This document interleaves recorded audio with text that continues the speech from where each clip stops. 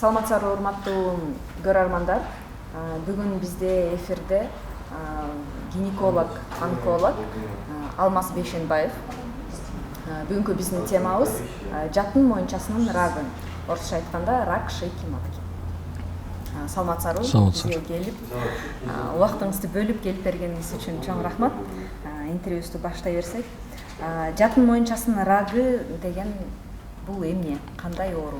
Жатын моюнчасы рагы бул деген завалдуу шишик аялдарда болот. Ошо жатын моюнчасында аныкталат. Өтө завалдуу оору да. Бизде Кыргызстан боюнча жыл сайын бир 500 бейтап аныкталат. Жылына. Эмне себептен пайда болушу мүмкүн? Эми биякта көп теориялар бар. Бирок эң алдыңкы теориясы жана вирусный теория деп коет. Эмне үчүн дегенде, изилдөө өткөргөндө деген 90% оорулардын ичинде вирусный нагрузка деп коет, ошондой аныкталган да. Ошон үчүн мындай дүйнө жүзү боюнча деген вирусный теория эң алдыңкы теория деген.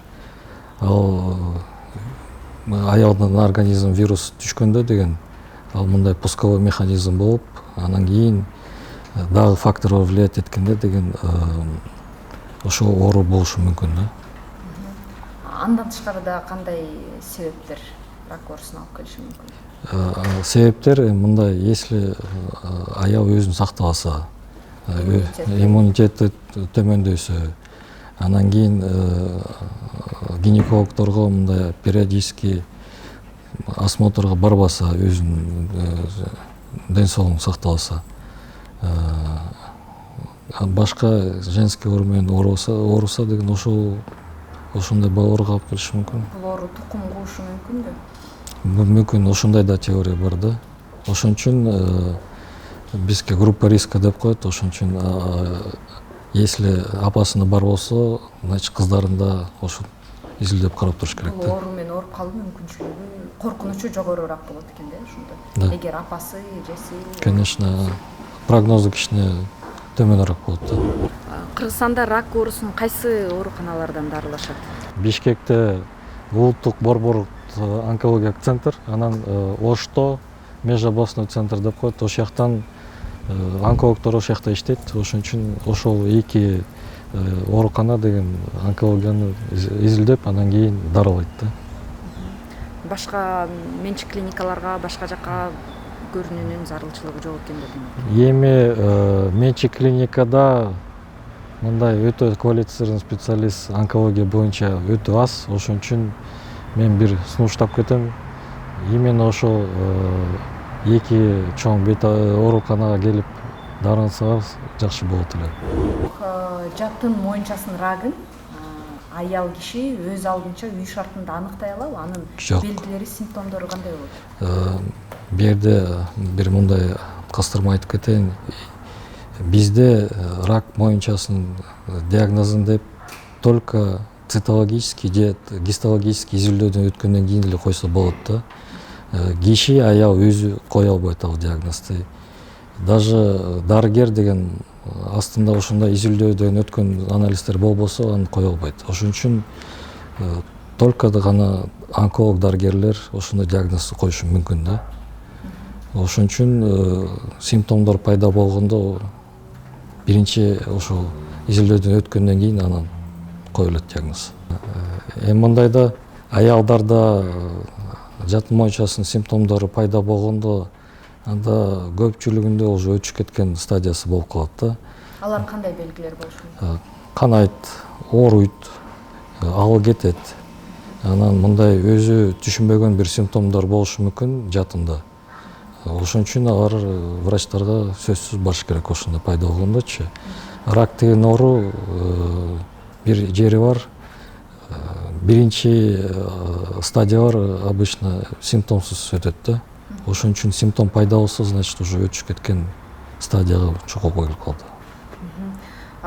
Бул диагнозду өз алдынча аныктоого мүмкүн эмес деп айттыңыз. Мисалы үчүн бейтап дарыгерге келип кайрылды дейли, ал кандай диагностикадан өтөт, кантип аныкталат бул оору бар экен? Эми бизде мындай общеклинический деген анализдер бар, ал любой эле бейтап келгенде тапшырат. А именно жатын моюнчасы келгенде киши, ал, во-первых, ультразвуковое исследование деген бар, ошондон өтөт да. Керек болсо компьютерный томография, кандарды тапшырат. Анан жатын негизинде ал астында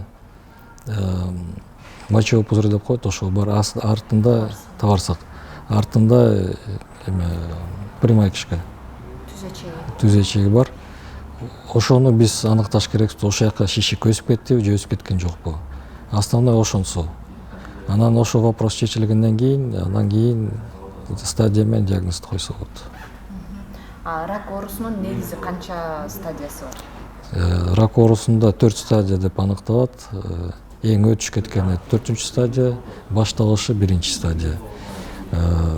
Бирок бизде деген предрак деген сөз бар. Кээ бир оорулар көпкө дараланбаса ошо ракка алып келиши мүмкүн да, аны нулевой стадия деп коебуз да. Ошо. Рактын 1-чи стадиясы адамда эгер аныктала турган болсо, 1-чи, 2-чи адам ошол оорудан толугу менен айыгып кете алабы, сакайып кетиши? Статистика боюнча 1-чи стадия рак менен 70% оору сакайып кетет. Рак оорусун кантип аныкташат? Диагноз коюудан мурун кандай процедуралар жасалат жана аныкталгандан кийин кандай иш-чаралар өткөрүлөт? Рак оорусу негизинде цитологиялык же гистологиялык изилдөө өткөндөн кийин, ошондон кийин эле койсо болот да. Если ошондой диагноз коюлса, андан кийин аялдын полностью дененин бүт анализдерди тапшырып аныкташ керек да. Ошондо көп процедура бар. Эң алдыңкы процедура УЗИден өтүш керек, ички органдарды карап, өпкөнү көрүш керек. Анан кийин кан тапшырыш керек, табарсыздыкты, анан кийин түзечегин изилдеш керек да. Андан кийин стадия коюлат, стадиядан кийин билинет кандай лечение керек да. Негизинде рактын оорулары заводушийлер 3 основной методдор бар. Это химиотерапия, операция, анан кийин лучевая терапия деп коет да. Ошонун комбинациясы көп да. Кандай стадия, кандай шишик болсо ошол мындай аралашып кетет да. Ошон үчүн көп кишилер ойлойт деген, бир операция жасалса ошо менен бүтүп калат деп, андай туура эмес деген. Негизинде рак оору, это оору аябай өтө оор, ошон үчүн айлап дарыланышы мүмкүн да. Ошол бизге келген дарыгерлер биз ошону түшүндүрүп беребиз. Бир эле метод менен бүтүп калбайт, көпкө дарыланат депчи. Ошо. Сиз бир аз убактысы жөнүндө дагы айтып кеттиңиз. Негизи рак оорусу бар деген диагноз коюлгандан кийин канча убакыт кетет адамдын дарылануусуна? Рак деген диагноз коюлгандан кийин стадиясы коюлат. Андан кийин билинет кандай бизге дарылоо лечение керек да. Ошондо билинет, бир айдан бир 5-6 айга чейин дарыланышы мүмкүн да. Анан кийин дары бүт баары лечение алгандан кийин ал жөн эле үйгө кетип калбайт. Ал сөзсүз бизге кайра келип туруш керек. Келип турганда биздин биринчи максатыбыз жана оору кайра кайталыш келгенде рецидив деп коет. Ошону башында аныктап лечение алгангачы.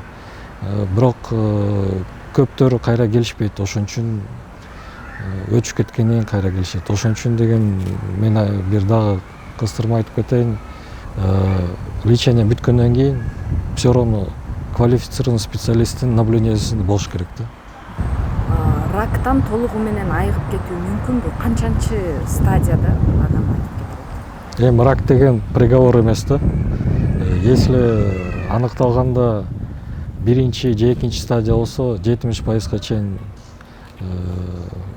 жакшы болуп кетет да. Дарылангандан кийин бейтаптын жашоосу кандай өзгөрүшү мүмкүн? Андан кийинки кесепеттери барбы? Негизинде мындай да. Лечение бүткөндөн кийин биздин көбүнчө эле пациенттер, бейтаптар өзүн мурунку жашап аткандай эле кайра эле жашай беришет, иштей беришет. Бирок бизден мониторинг деп коет, ай сайын келип текшерип турса, анан эчтеке таппасак ошондой болот да. Жашоосунда бир эле ошол өзгөрүү болот экен да, э? Мал менен келип. Мал менен келип бизге текшерип туруш керек да. Эми ар кандай лечение алышы мүмкүн. Если өтө оор болуп кетсе, анда, конечно, бир физический ограничение болот, диетадан ограничение болот. Мындай көптөрү деген өзүнүн жашоо образын өзгөртүш керек да. Потому что если, скажем, оорудан алдында темеки чегип, там жаман бир иштер жасап жүрсө, андай болбойт да.